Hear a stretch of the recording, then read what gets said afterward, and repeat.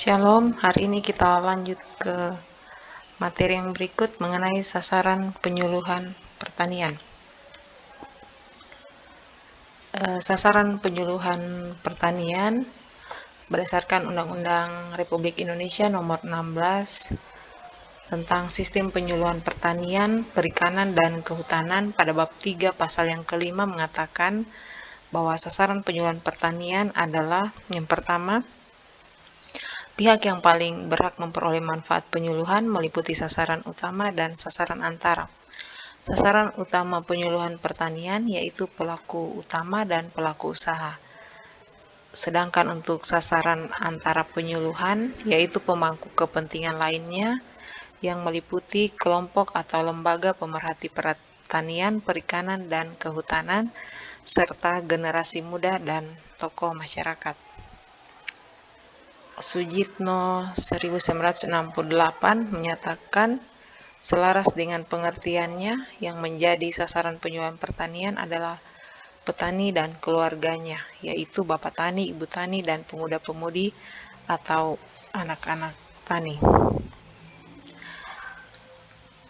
Secara garis besar, sasaran penyuluhan pertanian itu terdiri dari sasaran utama yang meliputi petani dan keluarganya.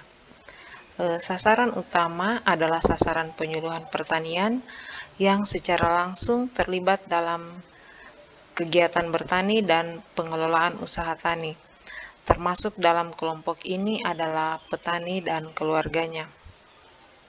Yang berikut ada sasaran penentu. Sasaran penentu adalah bukan pelaksana kegiatan bertani dan berusaha tani, tetapi secara langsung atau tidak langsung terlibat dalam penentuan kebijakan pembangunan pertanian atau menyediakan segala kemudahan yang diperlukan petani untuk pelaksanaan dan pengelolaan usaha taninya. Yang termasuk dalam kelompok sasaran penentu yaitu yang pertama ada pengusaha atau pimpinan wilayah yang memiliki kekuasaan mengambil keputusan kebijakan pembangunan pertanian dan sekaligus bertanggung jawab atas keberhasilan pembangunan di wilayah kerjanya masing-masing. Yang berikut ada tokoh-tokoh informal. Tokoh-tokoh informal yang memiliki kekuasaan atau wibawa untuk menumbuhkan opini publik atau yang dijadikan panutan oleh masyarakat setempat, seperti tokoh keagamaan, tokoh adat, politikus, dan guru.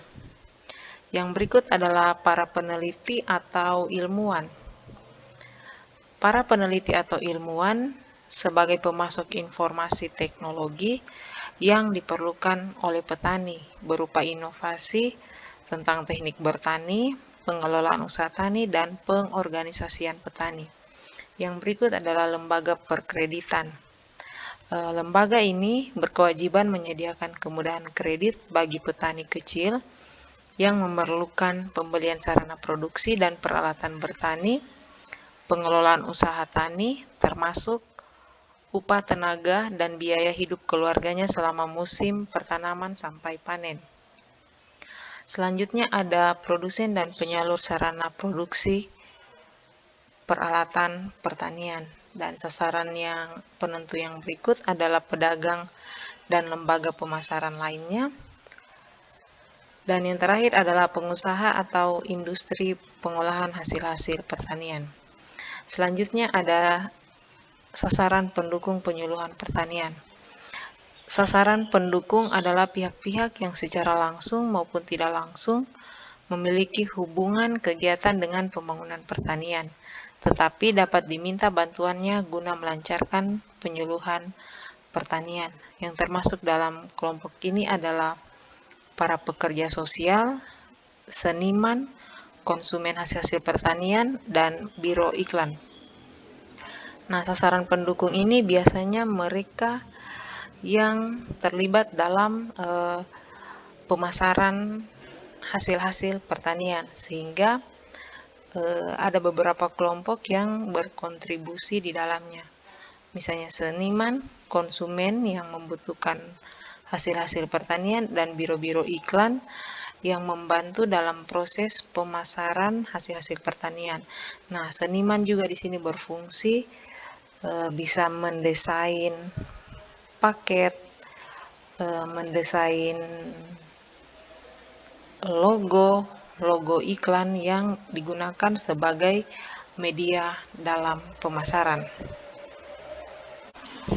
Pemilihan sasaran penyuluhan harus tepat agar materi yang disampaikan sesuai dengan kebutuhan dan dapat memecahkan permasalahan yang dihadapi oleh para petani atau yang dihadapi oleh sasaran penyuluhan secara umum.